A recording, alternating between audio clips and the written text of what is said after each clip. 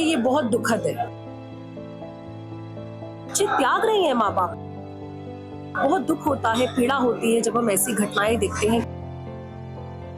ये सही संस्कार नहीं है, ये बहुत पीड़ादायी है। अगर आप सनातन से जुड़े हुए हैं तो साध्वी प्रज्ञा भारती, ये नाम आपने अगर नहीं सुना होगा लेकिन उनके वचनों को जरूर सुना होगा, उनकी बातों को जरूर सुना होगा, क्योंकि उनकी जो बातें हैं वो अक्सर लोगों के कान से तो शुरू होती हैं सुनने, लेकिन दिल में उतरने में ज्यादा समय नहीं लगाती हैं। इस समय हमारे साथ हैं बहुत इंपॉर्टेंट एक बहुत बड़े प्रयास के साथ, बहुत बड़े एक शुरुआत के साथ। बहुत बहुत स्वागत है। Thank you Digvijay. सबसे पहली चीज तो ये कि रामायण रिसर्च काउंसिल जो है, ये काउंसिल क्या आने वाले समय में माँ सीता, राम और इनसे जुड़ी हुई जितनी भी, चाहे वो डिजिटल प्लेटफॉर्म की चीजें हो चाहे दूसरी चीजें हो, उसमें उसकी सत्यता, पारदर्शिता और इन चीजों को रखने के लिए अपना योगदान किस किस तरीके से देने जा रही है, इसके बारे में मुझे जानना है। देखिए, रामायण रिसर्च काउंसिल का ये प्रयास है कि हम जन जन तक प्रभु श्री राम के साथ साथ माँ जानकी के संदेश को पहुंचाएं,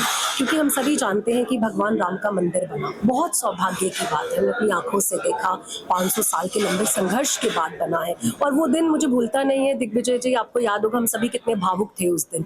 लेकिन माँ जानकी का चरित्र, जिसके बिना प्रभु श्री राम स्वयं अधूरे हैं, उनका दिव्य चरित्र भी तो घर घर तक पहुंचना चाहिए। भारत की बेटियों के लिए बहुत बड़ी प्रेरणा है। लेकिन जानते हैं समस्या क्या है? व्हेन इट कम्स टू माँ सीता, हमें हमेशा लगता है कि माँ सीता त्याग की प्रतिमूर्ति है, लेकिन आपने उनके दिव्य चरित्र के पीछे जो इतना महान व्यक्तित्व है वो शायद आप भूल बैठे हैं। साहस, डिग्निटी, करेज, कॉन्फिडेंस, उन्होंने विपरीत परिस्थितियों में आत्मसमर्पण नहीं किया। ये एक बहुत बड़ी बात है। इसीलिए आप ये देखिए कि हमें ये समझना होगा कि माँ जानकी का जो मंदिर है वो हमारे लिए इतना ज्यादा आवश्यक क्यों है आज के समय में। जब हमने एक स्वप्न देखा, एक छोटा सा सपना था 2020 में रामायण रिसर्च काउंसिल में, जब डिजिटल रामलीला हो रही थी, हम सभी बैठे थे, कुमार सुशांत जी, माननीय सांसद अजय भट्ट जी, ऐसे बहुत से लोग जब हम बैठे तो एक सपना देखा कि माँ जानकी का चरित्र घर घर तक कैसे पहुंचे।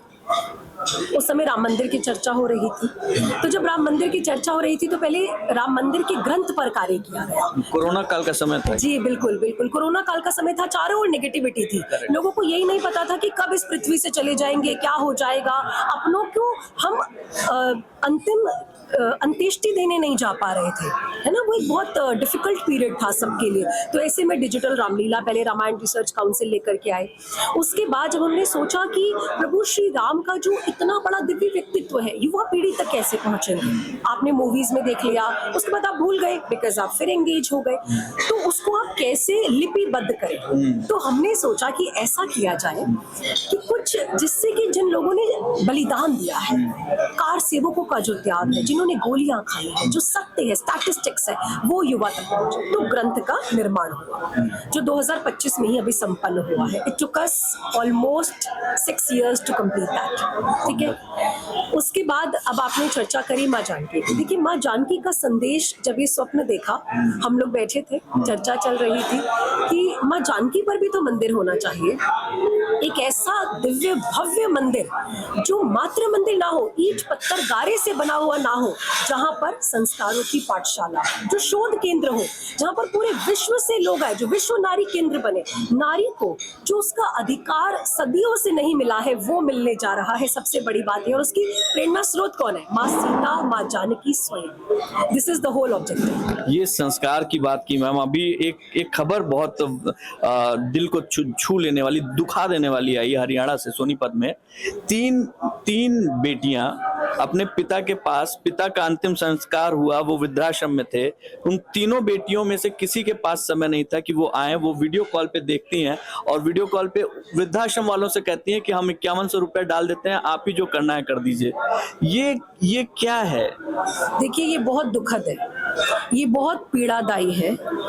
ये युवा पीढ़ी के गलत संस्कार है, ये सही संस्कार नहीं है। वो माँ बाप जिन्होंने हमें उंगली पकड़ के चलना सिखाया, अगर आज उन माँ बाप के लिए आपके पास समय नहीं है तो जीवन का कोई मतलब नहीं है। अब देखिए भगवान राम हमें क्या सिखाते हैं, एक आदर्श पुत्र कैसा हो, आदर्श पति कैसा हो, राजनेता कैसा हो, नेतृत्व कैसा हो। तो हमारा यही प्रयास है कि हम समाज में वो संदेश दें। ये जो भी आपने घटना बताई मैंने भी पढ़ी है, बहुत दुख होता है, पीड़ा होती है जब हम ऐसी घटनाएं देखते हैं कि वृद्धा आश्रम में लोग आज कितने पैसे स्पेंड करने को तैयार है क्योंकि उन्हें खुशी नहीं मिल रही है। बच्चे त्याग रहे हैं माँ बाप को, मैक्सिमम लोग यूएस जा रहे हैं, फॉरेन जा रहे हैं और सोचते हैं कि बस माँ बाप यहीं इंडिया में रहें। और मैं ऐसा भाषा नहीं बोल सकती हूँ जो उनके मन के जो विचार है, क्योंकि लोग हमारे तक भी आते हैं। तो मुझे ऐसा लगता है इन प्रयासों को भी हमें समझना चाहिए कि हम किस प्रकार से युवा पीढ़ी को वो संस्कार दें कि वृद्धा आश्रम कम हो और युवा पीढ़ी में वो संस्कार जाए ताकि एक अच्छी और सुंदर समाज की रचना हो। बहुत शुक्रिया मैम, बहुत शुक्रिया। Thank you.